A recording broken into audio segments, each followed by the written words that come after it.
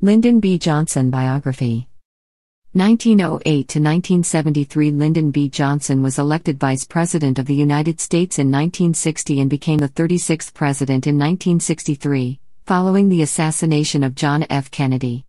Who is Lyndon B. Johnson? Lyndon Baines Johnson, often referred to as LBJ, was elected Vice President of the United States in 1960 and was sworn in as the 36th President of the United States in 1963 after President John F. Kennedy was assassinated. As President, Johnson initiated the Great Society social service programs, signed the Civil Rights Act of 1964 and the Voting Rights Act of 1965 into law, and bore the brunt of national opposition to his vast expansion of American involvement in the Vietnam War. Family, early life, and education. Born in Stonewall, Texas, on August 27, 1908, Lyndon Baines Johnson was the oldest child of Samuel Ely Johnson Jr. and Rebecca Baines Johnson's 5 children. The Johnson family, known for farming and ranching, had settled in Texas before the Civil War, founding the nearby town of Johnson City in its aftermath. Johnson's father, a Texas congressman, proved better at politics than ranching, encountering financial difficulties before losing the family farm when Johnson was in his early teens. Johnson struggled in school but managed to graduate from Johnson City High School in 1924. He enrolled at Southwest Texas State Teachers College, now Texas State University, and participated in debates and campus politics. After graduating in 1930, he briefly taught, but his political ambitions had already taken shape. In 1931, Johnson won an appointment as legislative secretary to Texas Democratic Congressman Richard M. Clayburgh and relocated to Washington, D.C. He quickly built a network of congressmen, newspapermen, lobbyists and friends, including aides to President Franklin D. Roosevelt. In 1934, Johnson met Claudia Alta Taylor, known to her friends as Lady Bird. Taylor soon became Johnson's top aide. She used a modest inheritance to bankroll his 1937 run for Congress and ran his office for several years. She later bought a radio station and then a television station, which made the Johnsons wealthy. The couple had 2 daughters, Linda Bird Johnson Robb and Lucy Baines Johnson Turbin. Rise to Senate leadership. After the Japanese bombing of Pearl Harbor in December 1941, President Roosevelt helped Johnson win a commission in the U.S. Naval Reserve as a lieutenant commander. Johnson served on a tour of the South Pacific and flew one combat mission. Not long into the mission, Johnson's plane was forced to turn back due to mechanical difficulty, but he still received a Silver Star for his participation. Soon after, he returned to his legislative duties in Washington, D.C. In a close and controversial election, Johnson was elected a Texas senator in 1948. He advanced quickly and, with his connections, became the youngest minority leader in Senate history in 1953. Democrats won control of the Senate the following year, and Johnson was elected majority leader. Johnson had an uncanny ability to gather information on his fellow legislators and knew where each of his colleagues stood on political issues. With incredible persuasive skills and an imposing presence, he was able to buttonhole political allies and opponents alike to convince them of his way of thinking. Subsequently, he was able to obtain passage on a number of measures during President Dwight D. Eisenhower's administration. From Vice President to President. Johnson had set his sights on the White House in 1960. However, he was overwhelmed by the young and energetic senator from Massachusetts, John F. Kennedy, who was nominated for president on the first ballot at the Democratic Convention. Kennedy realized that he could not be elected without the support of traditional Southern Democrats, most of whom had backed Johnson, so he offered the Texas senator the role of vice president. Johnson delivered the South, and the JFK-LBJ ticket won the election against Republican candidate Richard Nixon by a narrow margin. As vice president, Johnson headed the space program, oversaw negotiations on the nuclear test ban treaty and worked to push through equal opportunity legislation for minorities. He also strongly supported Kennedy's decision to send American military advisors to South Vietnam to help fight off a communist insurgency. However, Johnson was never in Kennedy's inner circle and was frustrated by his lack of influence, particularly on legislative issues. On November 22, 1963, President Kennedy was assassinated in Dallas, Texas, while traveling in a motorcade. Johnson was only 2 cars behind Kennedy when the shots rang out. Just a few hours later, Johnson was sworn in as the 36th president aboard Air Force One on its return to Washington, D.C. Over the next year, he endorsed the late president's programs and pushed a few of his own through Congress. In 1964, Johnson ran for the presidency against Republican Senator Barry Goldwater of Arizona. With the public seemingly having little appetite for Goldwater's staunch conservatism, Johnson won in a landslide. He received 61% of the popular vote, the largest margin of victory in U.S. election history.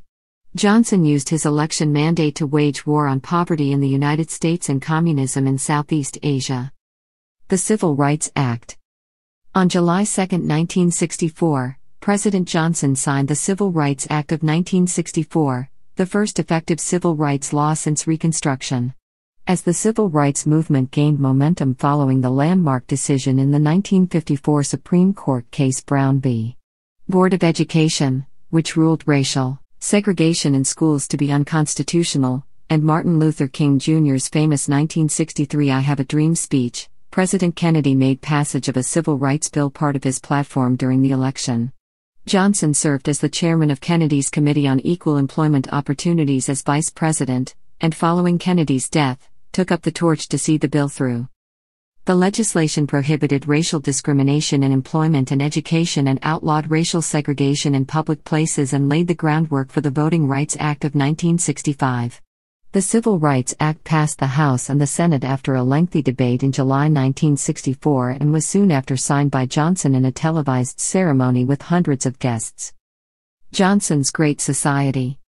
In 1965, Johnson pushed an ambitious, sweeping legislative agenda coined the term Great Society. With strong bipartisan support, scores of bills were passed that championed urban renewal, education, the arts and environmental conservation. Great Society legislation included the Medicare Act, a health insurance program for elderly Americans, in July 1965. The Medicaid Act, a health care program for low-income people as an amendment to the Social Security Act, in July 1965. The Voting Rights Act of 1965, a law that significantly widened the right of African Americans to exercise their right to vote under the 15th Amendment to the U.S. Constitution, in August 1965.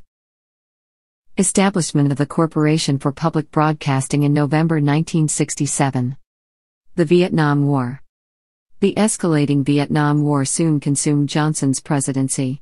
Critics in the media blasted his administration's handling of the conflict, and anti-war protests were springing up on college campuses and in major cities. By 1968, more than 500,000 U.S. troops were in Vietnam, and there seemed to be no end in sight. As the next election campaign geared up, Democrats were split into four factions, underscoring Johnson's diminished control over the party. His approval rating plummeted to 36%. On March 31, 1968, Johnson shocked the nation by announcing that he would not seek re-election. Shortly afterward, he scored one more major legislative victory with the passing of the Fair Housing Act of 1968, which prohibited discrimination in the sale, rental and financing of housing based on race, religion, national origin and sex. When Johnson left office in January 1969, peace talks in Vietnam were underway, but it would take another 4 years before the United States was completely out of the war-torn country. LBJ Presidential Library and Ranch. On May 22, 1971, the 36th president dedicated the Lyndon Baines Johnson Library and Museum, also known as the LBJ Presidential Library, in Austin, Texas. According to Johnson, the mission of the LBJ Presidential Library is to preserve and protect the historical materials in the collections of the library and make them readily accessible, to increase public awareness of the American experience through relevant exhibitions and educational programs, to advance the LBJ Library's standing as a center for intellectual activity and community leadership while meeting the challenges of a changing world. The museum features personal objects owned and used by the President and First Lady, 45 million pages of historical documents, 650,000 photos and 5,000 hours of recordings from President Johnson's political career, as well as objects ranging from Middle Eastern coins to Oval Office furniture. The LBJ Ranch is a National Historic Park in Johnson City, Texas, which Johnson's family donated to the National Park Service following the death of his wife in 2007. The site includes Johnson's home from age 5 until he married at age 26, as well as the 36th president's grave in the family plot. Death and legacy. Johnson died on January 22, 1973, after suffering a heart attack at his Texas ranch. The day before his death, he had learned that peace was at hand in Vietnam. Johnson is remembered for both his groundbreaking legislative successes and his oversight of a polarizing war. His birthday became a Texas state holiday shortly after his death. In 1980, he was posthumously honored by Jimmy Carter with the Presidential Medal of Freedom. Portrayal in pop culture. Johnson's life has been explored in a number of books, theater and films. All the Way, which premiered on Broadway in 2014, earned Bryan Cranston a Tony Award for his portrayal of Will Johnson. Cranston later reprised the role for the 2016 HBO film adaptation of the production. On November 3, 2017, the biopic movie LBJ, with Woody Harrelson starring as the Civil Rights-era president, hit theaters. Directed by Rob Reiner, the film focuses on Johnson's presidency after Kennedy's assassination and his ensuing passage of Kennedy's Civil Rights Act.